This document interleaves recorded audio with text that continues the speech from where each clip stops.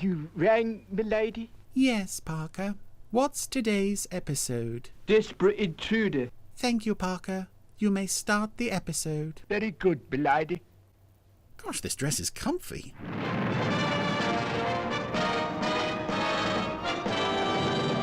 So, welcome back to Thunderbirds on the Randomiser. For the 3rd anniversary of the Jerry Anderson podcast, we have Desperate Intruder. And this is an episode that I was actually surprised to find is very popular among Thunderbirds fans. When I was first sort of exploring the worlds of Thunderbirds online fandom, which would have been 20 years ago now, it has grown on me quite a lot since then. National rescue. To the point where I really do see what people like about it so much. Members seek further glory in the hunting of ancient treasures. Here's the Hood filling us in on this week's story. You will fail.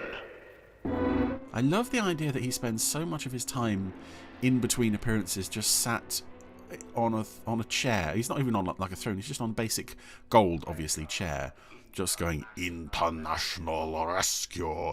Oh, I hate them so much. They and their expedition will be buried at the bottom of Lake Anasta. I'm not quite sure how he came by this information. My half-brother, you will help me. Because it's not like he's now calling up Kirano to find out exactly what they're doing now. Where's Kirano gone? He seems to already know all about this, so... It is useless to resist. I don't know, maybe he read it in the paper again. The secret of the lake must be mine. Kirano! But it does sort of launch us right into the action. We don't really need to waste time being told how the Hood found out about any of this. Does the International Rescue Expedition set off? Because he's busy tormenting poor old Kirano again in another fairly intense scene for this show. To make a survey of the temple. And don't forget to save me a gem or two, Tintin. Everybody's giving them as Christmas presents this year. Right, Scott. Anything special you would like, John? Oh, don't ask him that. Well, I think I'd rather have a dirty old bar of gold. Do you think... Jeff's actually looking at John with an expression of, who the hell let you down here? Get back in your space cage. Tracy, it seems... Oh, someone actually asked John what he wanted out of life. That's rather sad. I don't think anyone's ever asked him that before. Those fetching new swimsuits you had sent on, Tintin. Oh. Well, vacation or not, you deserve a break, both of you. Kirano. Because Lord knows, out of all of us, Tintin is the one who does the most work. Ready. Good. Virgil's ready for launching, Tintin. You and Brains better make your way to the passenger elevator. Your father and I are going to the end of the strip to watch the launching. Very nice close-up of Tintin there. She looks very pretty. For the launch. Yes, Father. John? I don't know. Just go and sit in a corner somewhere. Yeah, I don't think John... It's one of his few appearances on Earth, and I'm not sure he appears again after this. We'll have to keep an eye out for him. Only 10 short days, Kirano, and then she'll be back. That is what I keep telling myself, Mr. Tracy. What's that belt Jeff's wearing there? These fears. Come now. It looks almost like a sort of... Beautiful lake, miles... Judo belt? Karate belt? Safer. Is Jeff a black belt in something? Here we go. Here's a big old lorry rolling through the desert. And at the wheel we find... Sand. Sand, nothing but sand. It's rough and coarse and irritating, and it gets everywhere. I do like the look of deserts in Thunderbirds, though, because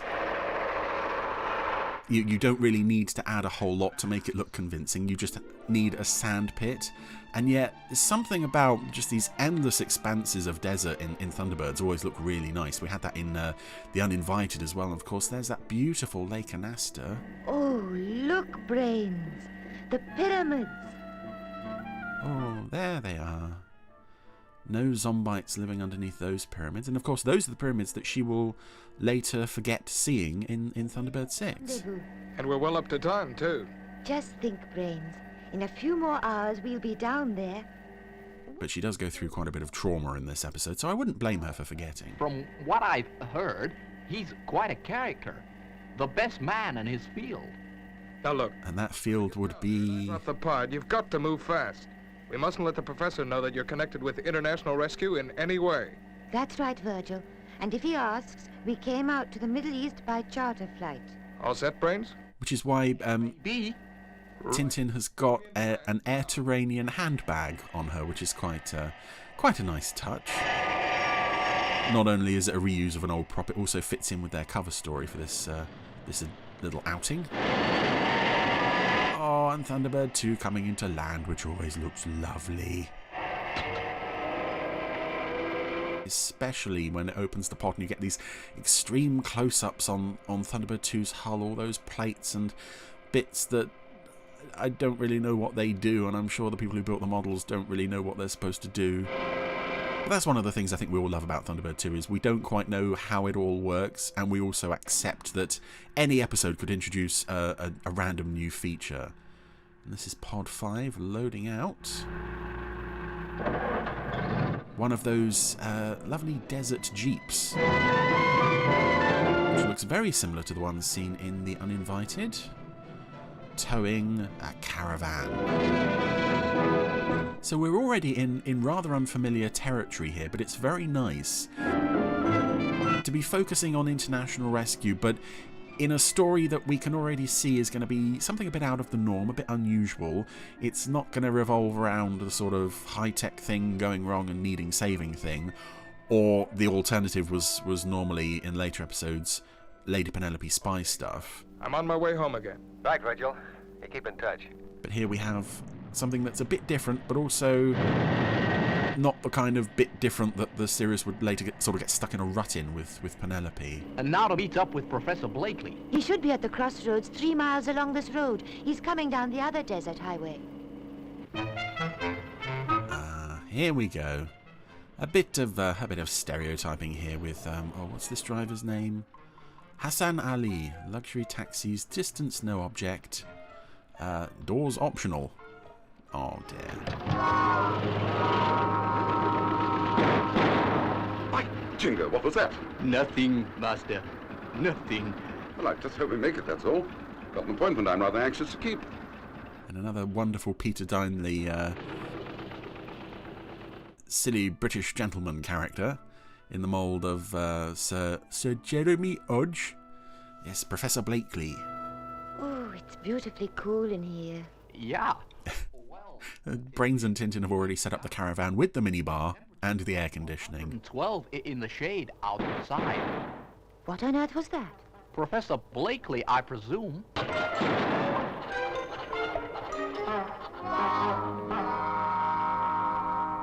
Hello there. What? Oh, why did they bother calling him Professor Blakely? Can't they just call him Professor Stereotype? Sure glad to meet you too, old boy. May I introduce you to my assistant, Miss Tintin Kirano? You're delighted, I'm sure. Charming. And yet it's so delightful, these throwbacks to what even at the time must have been a slightly bygone era, but the thought that this kind of Blakely archetype will be Drop down to the old lake and make doing the rounds in the future. Let me just pay off this cabbie and I'll be right with you. Lots of old what? What's the damage then, old boy? Gentlemen, it's just, it's lovely. I love this stuff. I also love that all of the pilots are sort of Biggles models at London Airport. Good safari. Oh, yes. Oh, he's got a picture of a lady in the back of the cab there. Perhaps you would care to come into the caravan, sir, for a cooling drink before we set off. Yes, but I dare say the treasure can wait. Don't think anyone's going to steal it from under our noses, eh? We also, I don't think, find out how Brains and Tintin and the Professor all got onto this treasure at the same time. We just have to accept that they do. Meanwhile, the Hood is loading out his submarine from his big desert lorry thing, and I love this submarine. It may not be so stealthy because it's a sort of gunmetal grey blue, but I love the design of it. It's so simple. It's just so basic, but it works really well. And who is it who owns this this prop nowadays? Is it Peter Jackson owns that model? The lucky guy, if so. And going back to unusual things about the setup for this episode, I also really like that it's Brains and Tintin. Look, Professor. It's the Anasta pipeline. That means the lake must be quite near. I feel that these are two characters who work really well together. They complement each other so well. And Professor, we'll do just that.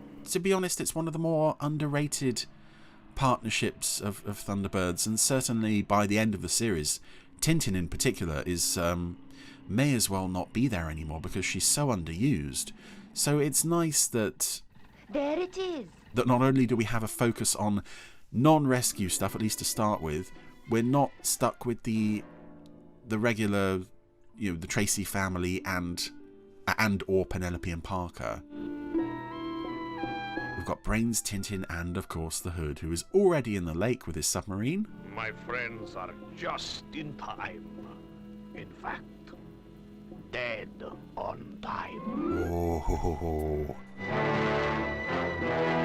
And I believe we've had the Hood appear on the Randomiser before in Cry Wolf, and the Hood is an interesting villain because he's not the sort of full-scale, genuinely terrifying, sinister presence that Captain Black consistently is in Scarlet, but he's also not the sort of silly knockabout villains of earlier shows. He's something in between. The temple for over 100 years.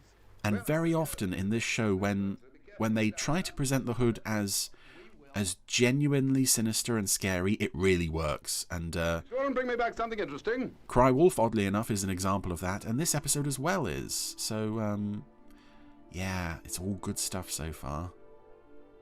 And now we're into some lovely underwater swimming stuff. It's pretty. And I get the feeling that most people kind of dread underwater scenes in live-action TV shows and films because it all goes so slowly. There it is. It's the temple. Yay, they found it. Didn't take long. But with the puppet swimming... Now, be very careful, Tintin. Professor Blakely was right.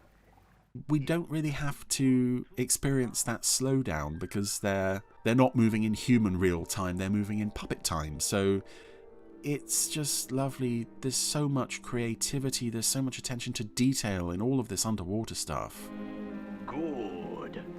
They're going to lead me straight to the treasure. Yeah, well, it doesn't look like the temple was particularly well hidden. It's amazing no one's discovered all this before. I mean, I don't know. I'd love to... Maybe I've waffled over it, but I would love to know the backstory of this temple. Did Professor Blakely just wake up one day and go, I say, what? I suspect there's a sort of ruined temple down there. Lots of treasure, don't you know? And maybe we would go have a gander at that. And as a kid... I know now, obviously, that there's an aquarium between the camera and the set, but as a kid, it never occurred to me. The problem is... that the puppets weren't in water. ...contains the treasure. Let's try that one over there. Yeah. Let's try until we find the one that it's in. Oh, so many ruined bits of statues and pillars and columns all over the place. It's... Again, by now, having done so much like this in previous shows, they must have had so much stuff to hand to just throw in here. Sample of it back to the professor. Yay, underwater pickaxe action. It's not the most thrilling, but it does paint the picture of archaeology in the Thunderbirds world being terribly easy. Oh, Professor, I'm going to bring you up a sample from the central column. A jolly good show. You bring it up and we'll have a look at it before lights out. What do you contribute to this expedition exactly? Just to sort of stand there and go, oh, jolly good, yes, rather. Which actually is fine. I wish there were more people like that in the world. They have found the treasure. But where? I think I can persuade them to tell me. This is the most easy expedition in the history of archaeology. It's quite astonishing. Brains has brought a piece of the column back to the caravan. Look there, Professor. What's that? Mr. Brains, Miss Kirano, I'm glad to say that the Anasta expedition is a success. Hoorah! Located the lost treasure. Yay. Brains, we must radio Mr. Tracy right away and tell him. How long did that take? 10 minutes? Well, this is why you need brains on the case. Oh, beautiful. I always knew my theory was correct. Oh, it's your theory, was it? Oh, boy. Tomorrow, I can collect lots more evidence. I like as well that he's not obsessed with, like, we've got to collect all the treasure. It's more, I can collect evidence to prove my scientific theory. But who's this at the door? Who'd be calling on brains at this hour? Oh, well, it's a suspicious-looking character. What do you want? Who looks a lot like the Hood, and there's those glowing eyes. And here is where the Hood gets very sinister. It wasn't. It was already sinister when he was cutting his way into Williams's room in Crywolf, but here, actually seeing him confronting one of our heroes, one of the members of International Rescue, which he so rarely does. Yeah, knocks out brains. That is interesting, actually, in this show, that the Hood is kept so far out of the lost treasure in the lake. Out of contact with the heroes. Did he tell you this? He reported in before turning in for the night. It's quite strange that the arch enemy of a show would just be, so rarely. They would so rarely be in the same shot, same scene with each other. Pay them our congratulations then. Why, Grandma, what's the matter? You look like you'd swallowed your egg spoon. I don't know what Tintin wants to go down hunting that treasure for. She's got enough pretty jewelry already. Ah, but they're not going down there to rob the temple. It's all in the interest of science. Now, whatever they find goes back with Professor Blakely to the International Museum of Archaeology. Well, back to work, I suppose. I'm going up to the lounge to wait for the next call. What exactly is it we do in between rescues? Pleased with themselves. And there was John at the breakfast table with Gordon. And here we go. Oh my goodness. This is one of the...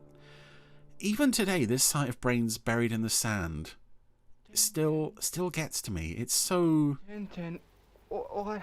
I don't know, it's so sad. It's so... You don't hurt brains. It's like... Professor, where? In certain shows, you have like a character who's so sweet and innocent, they're almost like a puppy, and you don't hurt the puppy.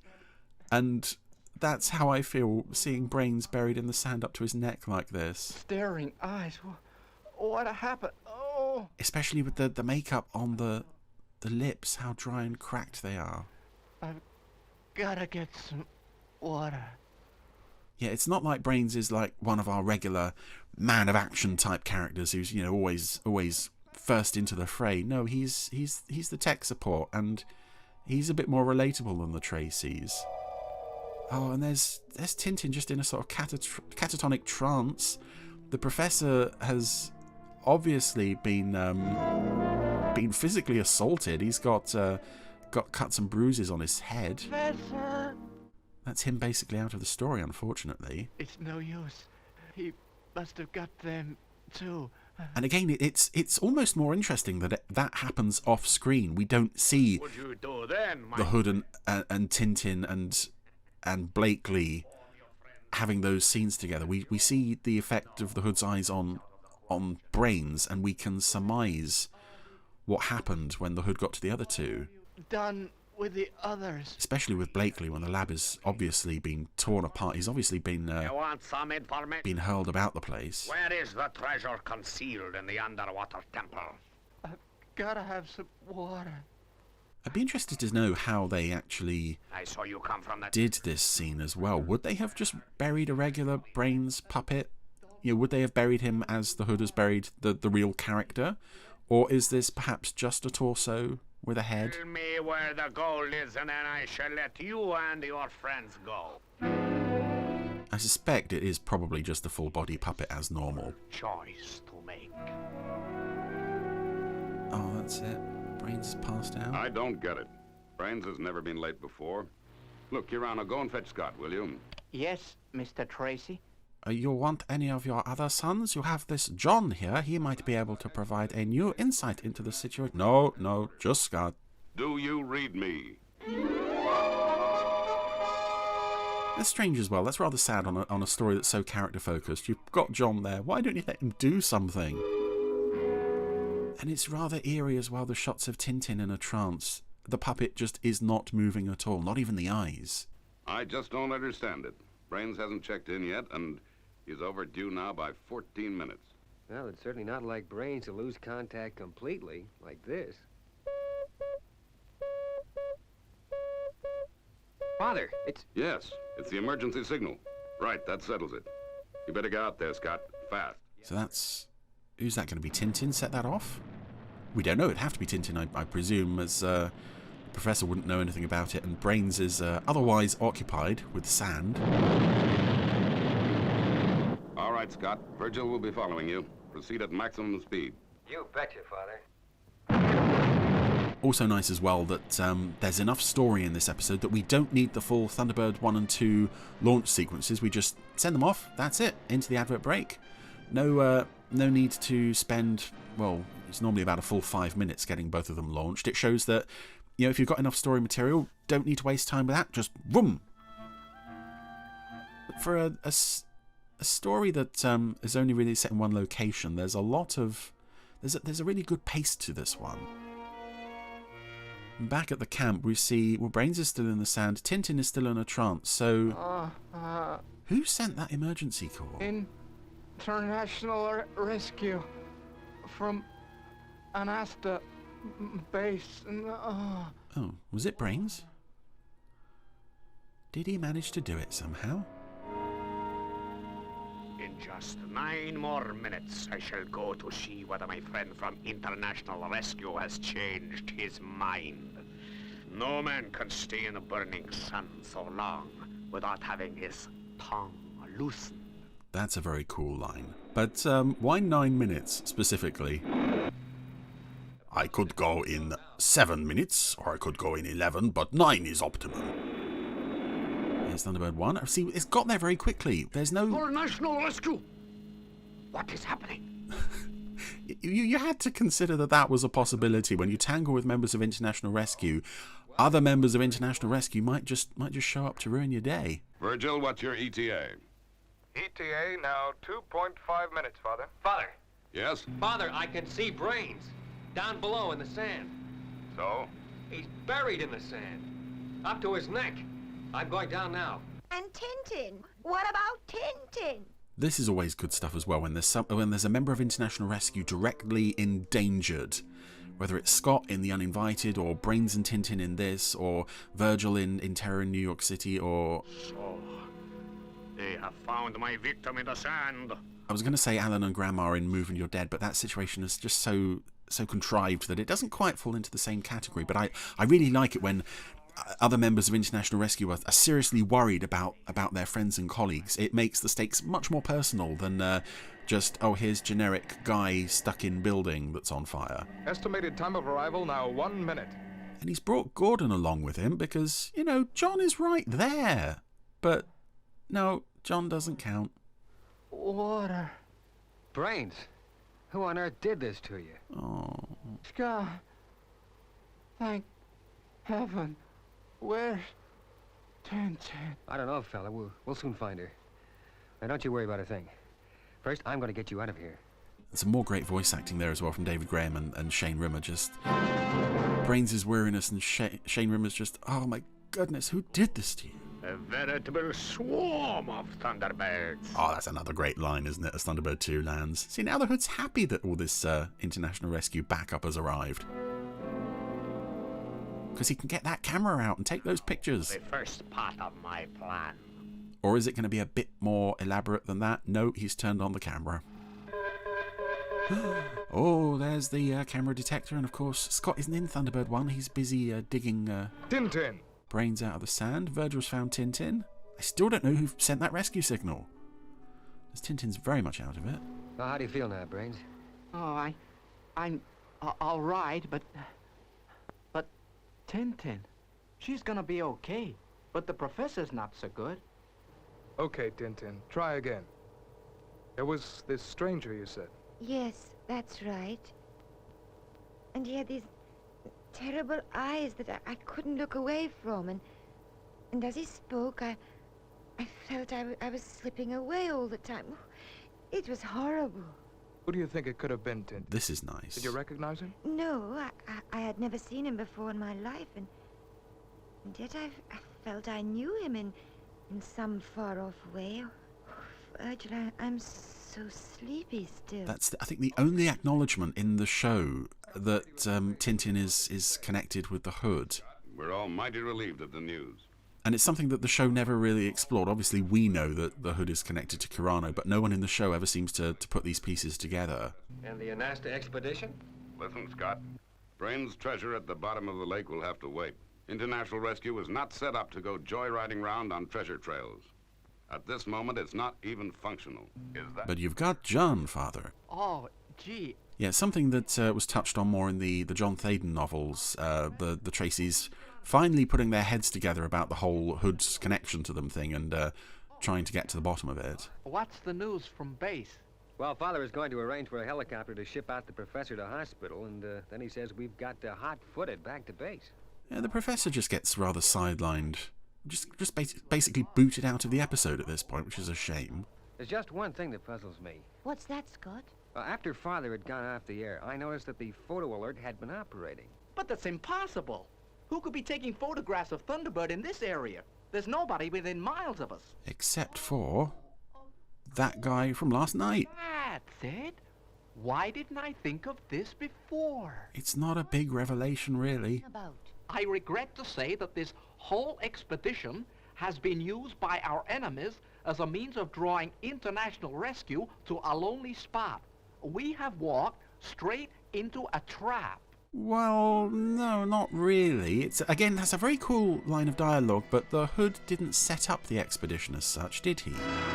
He knew about it, but he didn't know when it was happening. He had to rely on you guys to set it up and go out there so that he could follow along. It's not really a plan he's hatched as such. He's just sort of improvising, making use of what's going on as it happens. Anyway, it's now nighttime. Tintin is in bed. And who should enter but... Oh! Shh! Tintin, it's only me. Brains, what are you doing up at this time of night? Tintin, I haven't been able to sleep for worry. What about? Well, you heard what Mr. Tracy said about the Anasta expedition having caused international rescue a lot of trouble. I love this stuff too. I don't think he meant we had done it deliberately.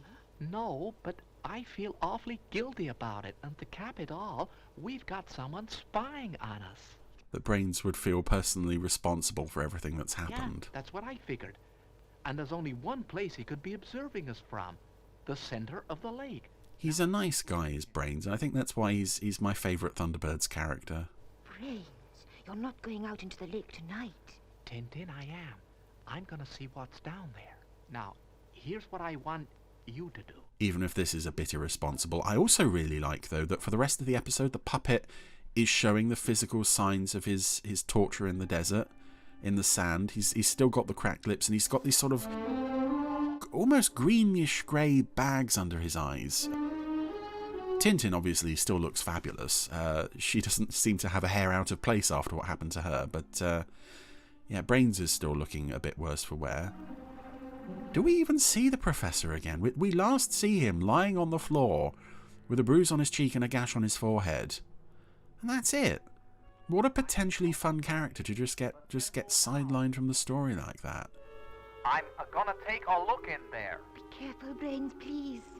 I suppose his, oh, jolly good show, what? Antics would be a bit at odds with the rather serious tone of this story. But I suppose there would have been a bit of fun to be mined out of keeping Brains and Tintin's connection to International Rescue secret. Okay, just because the Thunderbirds have shown up, it doesn't necessarily mean that they have to reveal that connection to him. I don't know, it's just, I really love those Peter Dineley silly toff characters. Yeah, but we still have Sir Jeremy Odge. We'll get to him at some day when we cover Perils of Penelope. Meanwhile, Brains has returned to that place where he found the treasure from. Found a lot more treasure. Professor Blakely was definitely right, Tintin. We had found the right column. Brains, is there anyone down there? No, Tintin. There appears to be no one down here. And here we go. What's this? Brains has pulled back a rock and there's a cable. Oh, whose cable is it? So, I have visitors. My little alarm system works. It's the Hood's. A cable he's laid at some point. Somehow, I'd love to know the timeline of events. He's been very busy during this episode, at points where we don't see him. What's the matter, Brains? Tintin, I found a cable leading from this column. And, hey, here's another one. Brains, I don't like it. I'm going to go and waken Scott and the others. Now, the last time we saw a cable leading from an underwater temple on the randomizer, it was in search of the Taj Mahal, and it was attached to a dynamite plunger. So, again, I like this with Brains. He's so enthusiastic about his discovery. He doesn't really twig that it's something that shouldn't be there and maybe is going to lead him into trouble until it's too late, because now the Hood is swimming out to sort of meet him halfway, really. Which will lead to another very sinister shot of him. That's it, following the cable, and then... Oh, that's so cool, where he suddenly finds the cable is running between the Hood's feet, pan up the body, the oddly proportioned body, but it doesn't matter, because you just have that face behind the visor and those glowing eyes. And the fact as well that the mouth and nose are covered with some sort of oxygen mask. They've not just gone for the same kind of mask as Brains and Tintin were wearing. Brains! Those glowing eyes look so sinister in that scene. He's really on top form this week, I think, the Hood. This is one of his best appearances, best performances. He really feels, not only does he feel dangerous, but it also feels like the International Rescue Team just... I tried to stop him, but he... cannot fight him, cannot get a handle on him. Got to get down there right away. To stop him. Brains is unconscious. To get the treasure before his friends find him. And now it's time for... bit of renovation on the old temple. I'm not entirely sure how this helps his plan, blowing up the temple in order to get the treasure. But doesn't really matter, and he's buried Brains alive again. That's twice in one day. Poor old Brains. I also like as well, now it's the next morning, and the Tracy brothers they clearly haven't had time to shave that morning. They've had time to put their uniforms on. Gordon? But they've all got the stubble around their cheeks and chins. That's a lovely touch. Here we are, rolling out Thunderbird 4. And that is a lovely shot of Thunderbird 4 entering the water. Merging now. Well, let me know if you need any help, Gordon. FAB. I'll send Virgil. I'll send Tintin. I'll send everyone but me. I'm busy at the mobile control desk. Lug that thing onto the shoreline. The temple is in ruins, Scott. Brains couldn't have survived. Well, search the area, Gordon. If he is alive, he's got about 7 minutes of oxygen left. If he is alive, he's nearly dead. Oh, Gordon's got his frowning face on. Everyone's got their frowning face on. And Thunderbird 4 is a really pretty vehicle up close, especially when it's all weathered and all that dirt and grime on it. I love the weathering on that, but I really love seeing Thunderbird 4 close up. It's a really nice shape. But of course, it's not really designed for underwater combat as such. Unlike this vessel. Very, very slowly creeping up on Thunderbird 4. Yep, the Hood. And his submarine clearly has a little cannon thingy mounted on the front of it. Yeah, we know from previous episodes, Thunderbird 4 does have a little cannon, but it's not... There's air bubbles coming from under some rubble here. Yay! Hurry! Bring the aerostatic lifting kit. It might be Brains. It's on its way, Gordon. Oh, I wish it was the Professor if he'd gone off on his own. I just wanted to help, what? Oh, here we go. Yay! Oh, that music, that little tension sting. So, at last, now to destroy International Rescue and then collect the treasure. Gordon Tracy is the whole of International Rescue, isn't he? Oh! I'm being attacked. There's another craft down here. That was a... Keep Scott clear until I call for him. almost hit Thunderbird 4. Oh, another shot. And that one did hit. Oh. And now Virgil has taken over the mobile control desk, because Scott is on the way down to help Brains with an air supply. Thunderbird 4, meanwhile, very slowly moving into the chase. I'm surprised, though, that the Hood is making such a hasty retreat here, considering he really wanted to destroy International Rescue. Now he's just running for it. Oh, that's it. One hit. And it's all over for the Hood. My motors! They're flooding!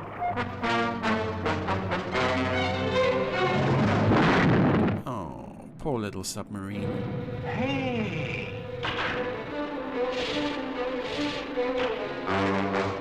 Gordon's seeing him making his getaway. He's abandoned ship. Oh, and there goes the boat. Oh, kablooey! There's a big old explosion on the surface of the water. What happened? Gordon, what happened? I'll explain later. Get Scott down here fast. I'm going after Brains. Yay, Gordon heroism moment. Those are all too rare in this show. I love how many points there are in this episode where everyone's worried for everyone else's survival and well-being. It's so good. Meanwhile, the Hood, his demolition work has managed to reveal so much treasure that if only he'd kept his head down, he could have had some of that. But no, he has to go for the whole destroy International Rescue thing. And now it's all over for him. And here comes Scott. Scott's actually doing something. Bringing is this the hydrostatic hoist? Comes in it's basically a self-inflating balloon in a big red crate. Again, this isn't the most exciting sequence, but the fact that we've got this music, this all so important music, really sells it.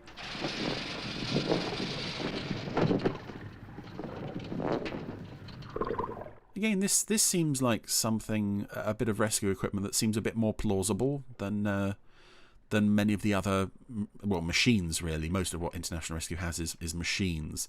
This actually seems a fairly useful little tool for underwater rescues. It's nice that, again, we see inventions of Brains that are not machines. There are the odd handy little device or gadget to assist with things like that. This actually makes a lot of sense. But needless to say, to give us a bit more tension, will they get Brains out in time? The rope is fraying. Oh, the balloon is still rising. Are they going to do it? Oh, it's so tense. And Gordon is hauling Brains out by himself. Scott is just watching, because he brought the balloon down here. What do you expect him to do? Help?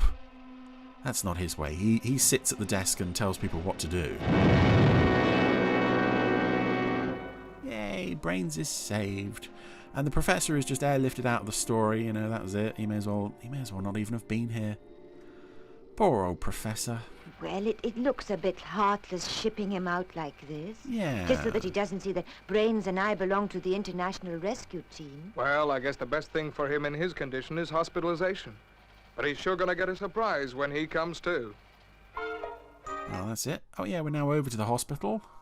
Following the professor into hospital. Now that the world has heard about our discoveries at Lake Anasta, how does it feel to be a celebrity, Professor? Pretty fair, my dear, pretty fair.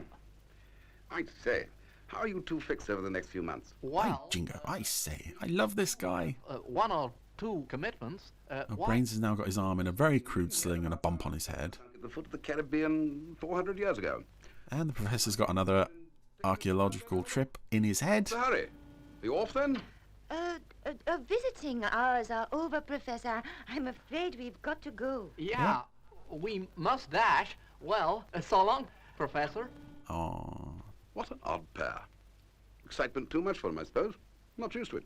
And also, it's strange that Brains and Tintin said, "Oh yeah, our discovery has been announced to the world." Ask you to soothe our nerves. Come on, let's get back to base. Did Brains use his Mr. Hackenbacker or Mr. X aliases for this? Who knows? But the professor is going to catch up on his hospital reading, "Treasure the Easy Way." What a lovely way to to end the story. What a lovely way to end a lovely episode of Thunderbirds. As I said, I was never a fan of this one as a kid, because I think I preferred the more spectacular, you know, fire flash and no, not the Sidewinder, but like shopping centres going up in flames, you know, big special effects heavy stuff. And as I've got older, I come to appreciate the characters in these shows more than the action. So this is a lovely combination of both, really. Some lovely action stuff, some lovely underwater stuff, but also a really nice focus on the regular characters. And I think this has got to be an almost unique episode in that there are only a couple of guest characters, one of which is only in a couple of scenes. Both of them may as well neither have been there. It's all focused on the regulars, and particularly two regulars who don't get a lot of focus in this show, Brains and Tintin, and of course the Hood at his most sinister best. So I think this is definitely one of the great episodes of Thunderbirds. It's a rather atypical story, realised very nicely. Some lovely heroic moments for everybody. I really like the sinister air of the Hood in this one. So yeah, a pretty good choice for the 3rd anniversary of the podcast.